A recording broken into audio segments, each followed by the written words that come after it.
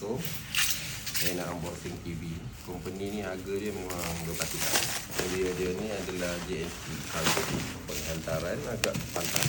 Dalam 2-3 hari, paling lama pun lebih 4 hari lah. Okey, tengok baik-baik. Barang ni untuk dia testing. Dia dalam seal, tapi dia packing balik. Model Hisense 32 inci ni. Ini barang yang dia bagi, kaki remote, kaki, ada free cable HDMI. Ni manual warranty dia. Lepas tu dia ada masukkan ni, dia bagi wall mount. Semua free.